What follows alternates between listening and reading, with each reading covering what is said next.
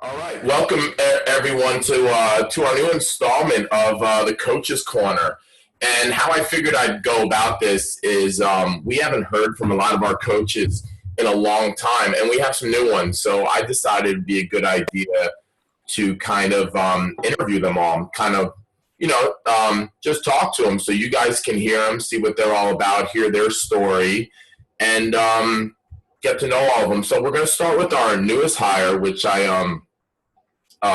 put out on social media about 2 weeks ago, Matt Phelan. And what I want to start off by talking about or asking you is, how did you even find CrossFit originally? Like, when did you start it? How did you get into it? How did you hear about it? Um, well, I had known about CrossFit for maybe a year or so before I started actually coming to Newtown. I was trying to do it in a retro fitness and getting stared at. It's kind of feel like it's the way that a lot of people start doing it. Like I was trying to learn how to power clean and do sumo deadlift high pulls in the squat rack at a retro. And then I had a friend who was a member at Newtown, and I went to a class with her, and I never looked back. Got hooked on it there. I remember the workout was like 20 minutes of push-ups, box jumps, and kettlebell swings in some capacity. Uh, And it was the first time I ever had to stand on top of the box all the way and like make sure I push-ups were all the way locked out. Like, oh, I gotta actually like do uh, this. The whole thing, I loved it right away. you ever look at videos? I have a couple videos of early on in my CrossFit career, and I had experience with Olympic weightlifting in college, and I look back at videos of what I used to look like doing workouts, and I can't believe some of the technique that I used to do. Not like I'm a great mover now. Do you ever look back, or do you remember what your technique was like? I specifically remember your power cleans. And let's just be clear. Matt is an absolute beast now. But I specifically remember you power cleaning. I'm like, all right, this kid's gonna be good, but he's gonna have to relearn how to lift, and of course, a lot's changed since then. Yeah. But Um, the power clean was the only one that I'd ever done like consistently because that's the only Olympic lift we did in high school. uh, Like I didn't snatch the first time till I got to you guys. mm-hmm. Um, but that like was like the evolution of me watching videos and me learning how to snatch in 2016 to today is like I can't even put into words like what the process has been like Yeah, because it's something that I really really wanted to get better at once I realized I had no idea what I was doing. mm-hmm. I think that comes with a lot of the movements though, especially the Olympic lift, but gymnastics and stuff like handstands. And when you look at yourself years ago and you're all curled up forward, elbows are still bent, and you really can't get into what you think would be an ideal position. And then Mm-hmm. to see myself now, it's really cool to see that what working on my movements done. Yeah, and I think part of it is I think you have a pretty tough mentality. Like I could tell, from day one that you just wanted to be better, right? Yeah. And you knew the work that it entailed to get better. I think what a lot of people get frustrated with, is, especially when we're doing with like high technical movements like the snatch or like a muscle up, is they don't realize how much practice outside of class time that takes. Yeah. You I don't know, know if you remember, I used to show up before class like a half hour early every day yeah, to like lay on the lacrosse ball and get my hips in a band, play with the PVC pipe just because I knew I needed more time than the warm up in class to actually to look like how I wanted to look when I was doing stuff. yeah. What sports background do you have? Did you play sports in high school? Yeah. So I played football and I ran track. I was a sprinter. Yeah. All right. Very cool. Uh, And what did you do after high school? So you went on to college and stuff. yes, I went to the community college in Hamilton. I was done with sports at that point, so I was just lifting, training. I'd gotten into powerlifting, not so much in the sense that I was only bench, deadlift, squat, but since I wanted to get as strong as I could, because it's Mm-hmm. really all I understood at that point. I knew I wanted to. I knew it was in school for exercise science, so I was always very interested in strength and being strong and like the different ways people can become strong. So I think when I had no sports to push myself with, it became like a challenge within myself to get as strong as I could out of high school. So I spent a lot of time in the gym by myself, just playing with programs, playing with different techniques of lifting and peaking and deloading and trying to see what I could do. Mm-hmm. Um, and then when that kind of got mundane and I was kind of just not really enjoying the process of being by myself anymore at Yeah. that time, doing what I was doing at that point, Mm-hmm. is when I ended up finding CrossFit, trying CrossFit. Yeah. Now, a lot's happened between starting CrossFit and today, and you have been in the highly competitive scene, right? Like personally, you like that stuff. Yeah. Never like at the highest level. Like I was never a regional competitor or on a team at regionals. Um, I've done the qualifiers for the sanctionals and a bunch of stuff like that. But I've been around the local competitive scene for a while. Like I think I did my first competition with you guys at SummerSlam in 2016, and that was like I realized I really really enjoy doing this. It, Um, it's cool. It has its appeal, and I love it too. You know, I sure. absolutely love it. What do you think is the difference? I mean, between someone that just wants to do CrossFit and someone that wants to compete. Like, how would you tell someone like this is why they're different? We're not competing in class. You know, Yeah. competitive CrossFit is a sport. Like, what would you say to someone that was trying to get into it? Like, what advice would you give them? I think it is important that they outline what they like. What I don't know. It's a good question. Like what you would say to somebody. I don't know if it's something you can say to somebody Yeah, off the bat. I yeah, think it's something that might need to like feel for a second or mm-hmm. see even. If Yeah, someone's like, "Hey, I want to train to be a competitor." Okay, sweet. Like this is what a competitive training program for this sport looks like. mm-hmm. If Mm-hmm. you don't have the I don't want to say the word desire, but if you don't have like the willingness or even the motivation Oh yeah, to train for 2+ hours a day, mm-hmm. sleep 8 hours, measure everything you eat, and do all the stuff outside of the gym, because anybody can work out as much as they want. Yeah. You're right. That's a great point you make. Is people are willing to do the workout part because that's the sexy part. Yeah, But the part that's not sexy that no one really ever talks about is are you keeping it chill during the weekends, right? Like, do you understand that some of those guys and gals, they're not going out, no, right? They're resting up so they can train hard again because they're training for hours. You know, another thing is what's your life like? Do you have a job? Because you know what that's like. I like to put it in a clear picture. Like you're gonna have to train outside of class, and if yeah, you're 9 to 5, and you have other things to do, you're going to have to make some sacrifices. right, And lastly, with any sport, I think there's an inherent risk of injury. That's with any sport, right? I was a soccer player. yeah, Like we trained for like 4 or 5 hours. Like how many sprained ankles, twisted knees, like did I get from that? Like it just comes with the territory. And really, but you know what's funny is when I was a competitive soccer player, and I'm sure like when you're in high school and you're a competitive football player, we had a team of people taking care of us, an athletic trainer, right? yeah, It was a team doctor. That's what the missing piece is now. Because a lot of people don't understand. Excuse me. A lot of people don't understand that as an adult, now you got to find this team to take care of you. yeah. You need a coach. Mm-hmm. It's very, very hard to. You need a coach. You need a program, and the latter being not as productive. Like when I first got into wanting to be competitive, I was following the Misfit blog, Mm-hmm. just getting my face kicked in every day. Mm-hmm. And that's when I started getting hurt.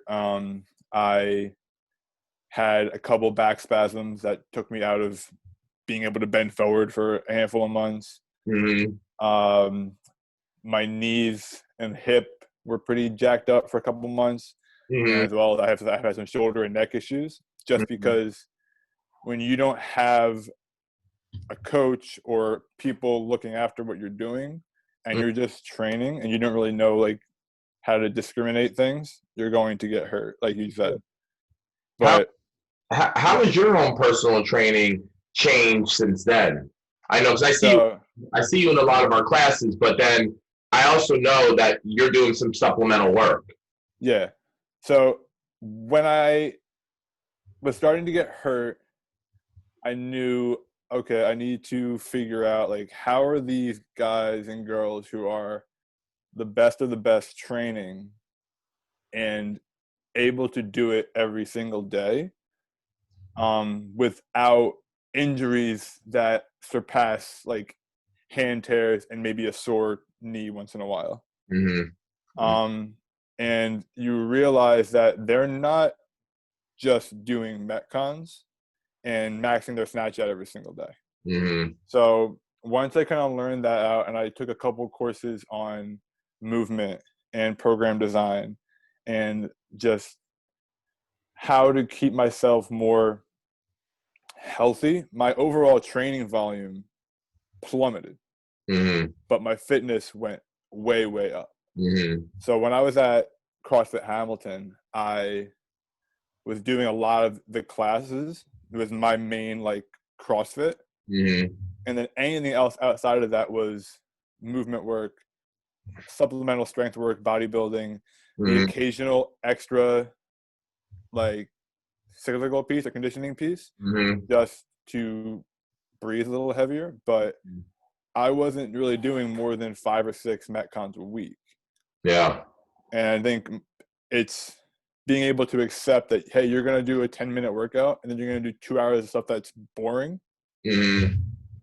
But you're not going to get hurt. I trained 7 days a week Oh for a yeah. couple of years. Mm-hmm. And then after I got out of Hamilton, we can go back through. When I was in Connecticut, I hired a coach for myself, Mm-hmm. one-on-one coach. Mm-hmm.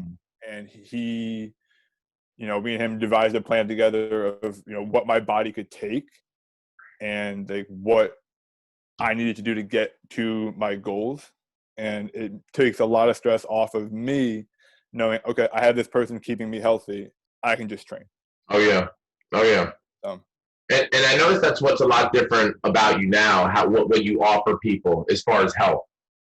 Where maybe a few years ago, and I probably fell into the same boat, extra help would be like, do more. But you're like, do more quality. yeah, Do for more sure. quality. Do stuff that we should be doing. And I look at some of the stuff, kind of that you're doing. I watch people in workouts too. Like I like watching people work out. And what I noticed about you, and it's different from other people, you've lost that where you've gotten rid of it, like coming out too hot in a workout. Like you're very methodical, and although it seems like you're coming out hot, that's just hot for me because you look like.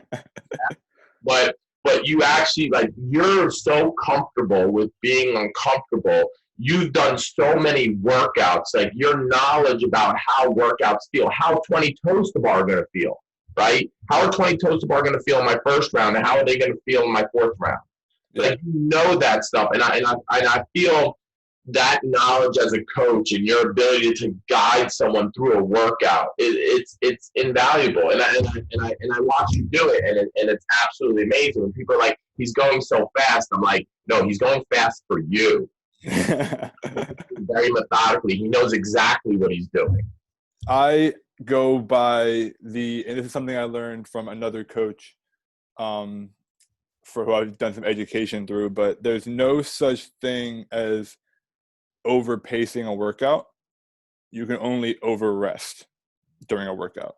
Mm-hmm. That's And I interesting. think we use that a lot when we're trying to explain the stimulus of the workout to people. Mm-hmm. Like let's say you have to do 50 burpees, you can do the burpees as slow as you want to do them, Mm-hmm. but just do not stop doing the burpees. Right. That's going to, let's say you do 10 burpees at like 2 seconds a rep. You need Mm-hmm. to take a 10-second rest because you cannot push off the ground anymore. Mm-hmm. What time are you saving there? Yeah. Right. So Right. Right. it's I've gotten to a point because you used to see me work out where I was like I went 100% out the gate and then I hung on for the last 5 minutes of the workout, like you said, and Oh it's yeah.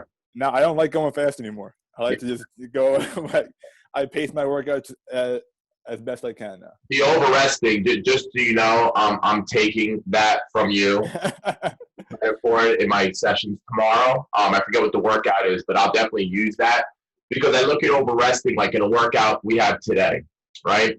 We had a 5 round workout with 600-meter runs, and there's 15 toes to bar, 9 deadlifts at 225. Now the stimulus of those 9 deadlifts is 2 sets are unbroken. Okay.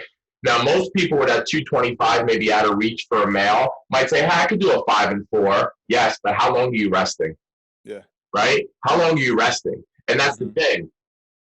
Are you going to over rest, or are you really trying to get the stimulus to this workout where it's like quick 5 5 second break, quick 4, go? Or do you have to come back in and you're staring at that barbell because 225 is kind of heavy for you, but because you think you could do 5 4 6 3, that it's the right weight to use. But that over resting is such a great point. I think and this is how I look at open workouts a lot now. Like I did this last season with the open workouts. I didn't really think about how I wanted to break up anything. I thought about how much time I wanted to spend not working. Like I wanted to consistently feel a certain way during the workout so that I never had to rest more than I wanted to. Mm-hmm. So I don't know if you remember 20.1 with Mm-hmm. the ground overhead and the burpees. Right. Right. So I knew that if I did all those snatches or clean and jerks, right? I did snatches unbroken. My heart was going to go through the roof, and I'd gas out by round 7. I think it was 10 rounds. Mm-hmm. So instead, I did half of the snatches, put the bar down, 3 seconds, other half, burpee. And I just did that like clockwork. And could I have gone faster if I like really, really put the hammer down and went? Probably, Yeah. but I don't. It's not something I was like really looking to feel at that time. Yeah. Yeah. Now, let me ask you this. And I like getting into like exercise geek talk and stuff. And so my view when I'm training, when I'm in class, and that's training, I view the workout totally different. I do. I Yeah. view it totally different than I would, let's just say, an open workout or a competitive workout. And I find this, and do you find that people are still viewing the class workout as a competitive workout daily? Yes, but less than ever before. Mm-hmm. Mm-hmm. Um, I think it's because information about training and about CrossFit and about the sport versus the health side of it is so much more abundant Mm-hmm. and readily available. Like CrossFit itself, granted, they have their own issues to deal with at the current moment, but they did a great job in the past 2 to 3 years Mm-hmm. of highlighting the health side of Right. it and then separating from the games. Mm-hmm. So, and I think if you looked at CrossFit classes in 2016 and 17, Yup. everyone wants to die in class. Yup. Yeah. Now, like, there are a lot of gyms I've been at that operate the same way Newtown does, where no one even puts their score in anymore. Mm-hmm. We're just trying to work out. Yeah. Like, and I think once you get the mindset of that, where like we can turn that TV off, we don't need to have Wi-Fi up right now. Mm-hmm. All We're right. just gonna do this workout. And I Mm-hmm. think that's helped a lot of people just relax Oh yeah. and enjoy it. Yeah. I mean, I'm thrilled that CrossFit HQ went back to their mission statement of actually getting people healthy. Mm-hmm. And I'm a competitive junkie. So like, don't get me wrong. Like, I love the competitive stuff, but I think CrossFit is one of the best overall exercise programs for people. CrossFit methodology, Right. give it at the right dose, and I feel like it's moved back to that dose. I really, really do. And I know you've studied. I mean, and I'm going to ask you some questions about this. I know you went out and you've gotten tons of education with different people's thoughts on high intensity functional exercise. Yes. And I think the general consensus is, hey guys, how many all out efforts do you have in a given week? Like really, like when you're doing the open, how many of those efforts do you think you have in a week? Definitely not more than one. For the most part, no. If Yeah. you're not somebody who has built up the ability to do an open workout twice in a weekend, or like somebody who can do a workout like Karen, and if you're not sore the next day, then maybe you can try keep training like that. But Mm, it's not something that's super common. mm. What but besides CrossFit in general, what's the other educational routes that you've went? I know you've done some think tank. What else have you kind of studied and what have you taken away? Like, could you give me a highlight of each that you were like, yo, this is a gem. This is what I'm keeping from them. I really like it. For sure. Um, I think I've done a couple different organizations, and they're all kind of in some way tied to CrossFit, just because that's where I've made my career Mm-hmm. is in CrossFit gyms. Mm-hmm. But I got my level 1 in 2017. Started coaching then, and then a couple years after that, I did Chris Hinshaw's aerobic capacity seminar. And the biggest thing I took from that was just that's when I started to learn about pacing, Mm-hmm. which essentially, I mean, like I just said, like it changed everything I thought about training. I mean, he talks about running mainly, but Mm-hmm. it's the same idea bringing it to any other workout. So that's when I started to learn about how not to blow up in a workout, and took that to classes. Mm-hmm. Um, I'm in school for exercise science. So, I mean, you can say what you might about like university material for Mm-hmm. exercise science because it changes so rapidly. Yeah. But just the general framework of thinking about like anatomy and physiology, Yeah. that never really changes. Yeah. That's been super beneficial for me. And then in the past handful of years, I've done a handful of things through Active Life. Mm-hmm. I did their coach workshop where you learn the assessment process, Mm-hmm. the strength assessment process, movement and strength processes, and how to assess and program to correct those things. From there, I went and took their immersion program as well, which is a 13-week, essentially immersion, which is what it's called, but it's teaches you the ways of taking what you learned at the workshop. So the movement screen and strength balance test, and expanding upon them so that you can take a person and program for them till they are competent and confident in their own abilities, that they don't need you anymore. Mm-hmm. So let's it's you can get in a rabbit hole with that too, which you want to later. But um, I did some business training through Active Life as well through the gym in Connecticut. Their Pro Path, which maybe you've thought about this before, really changed the way I think about how gyms should be operating. You know, the value of personal training, the value of individual programming, and it's not that it's turned me away from like what CrossFit always has been, a CrossFit gym, but it's opened my view to what it can become Oh, yeah. to allow coaches to become career coaches. Because Mm-hmm. you're not going to make a career coaching CrossFit classes. That's all you're doing. Yeah. So, and then from there, I did a lot with Training Think Tank. I still work with them from time to time. I'm part of their continuing education classroom. The coach I worked with was from Training Think Tank, so I did a lot with them as well on the training side of it.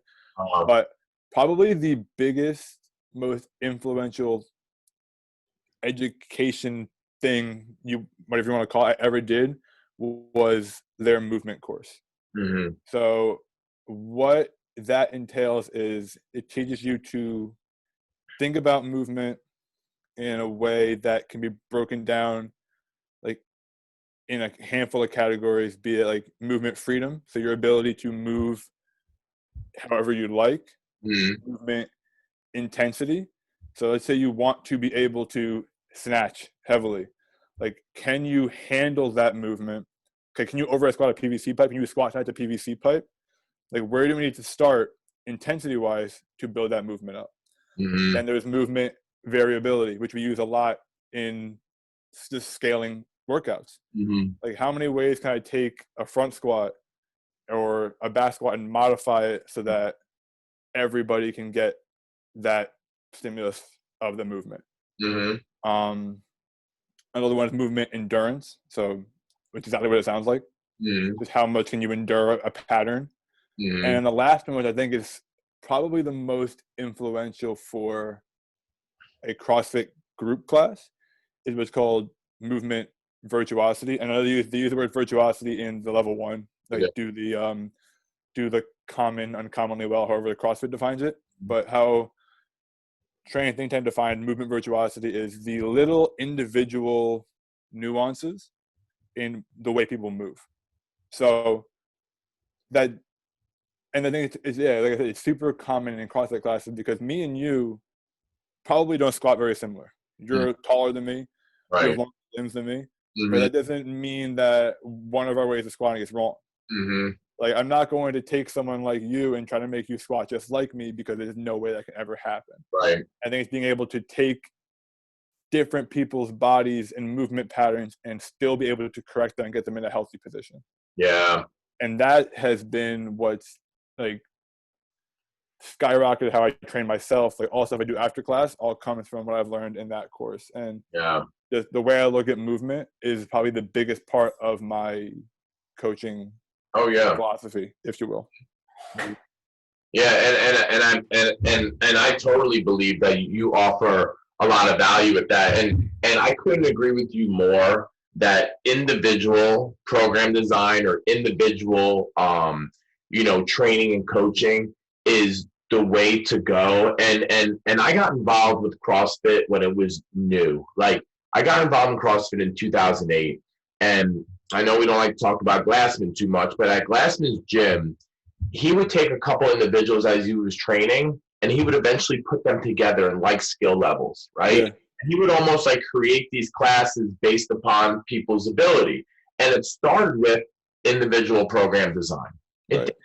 That's the way it started. And somewhere along the line, um, the message was clouded, and it was just shove people into this group model and let's just see what sticks. Right. I think what we're finding now, what you have found, it's not sticking. It's stuck from 2010 to 15 when the games blew up. Yeah. Never wanted to be Rich Froning. Mm-hmm. Mm-hmm. Now that CrossFit saw that happen and pulled away and rebuilt those branches of the business, right? We're seeing it go back to what it originally was. Totally. My biggest thing, and I've been back to take my level 1 twice, and I've taken my level 2, and it's still, and I love CrossFit. It's the reason I can do what I do today is because I found CrossFit, and it's changed my life in so many ways. But what I'm realizing now, and this is just a short statement of it, is not everyone should or can squat below parallel. Like, why can't they? And what else should they be doing? Because obviously they can't get there. So what else? And that's where people like us can help out, especially people like you that have seen it, and you've been through the competitive part. You've seen a lot of people move, and you've been even more critical of your own movement. Mm-hmm. And there's other things that we could be doing. And I think, and I'm so happy to have you as part of our team, because it's another professional in the field that says in class, if we're all back squatting and you can't back squat, it's okay to do something else. Not only is it okay, you're going to do something else. And if you still can't get it right in class, I can train you to do something else, right? And we can make that work for you. I mean, I have a conventional that, like today during today's workout, I'm going to do my deadlift. And all the years, I have 20 years in the fitness industry. I'm now realizing that I should do my deadlift because I went to the Active Life seminar. And now it makes so much sense. Yeah. Your calves light up when you exactly. Exactly. And every time, every time I coach the deadlift, I always start with that assessment. Yeah. Let's just get this out of the way now, guys. Let's get it out of the way now, and let's see who should be doing what. And I think our gym is making a good move, and that's why I'm so excited to have you, because you're on board with that school of thought, and I absolutely love it. Because as long as we're all on the same page, we can all make a change. Like, we can change the industry.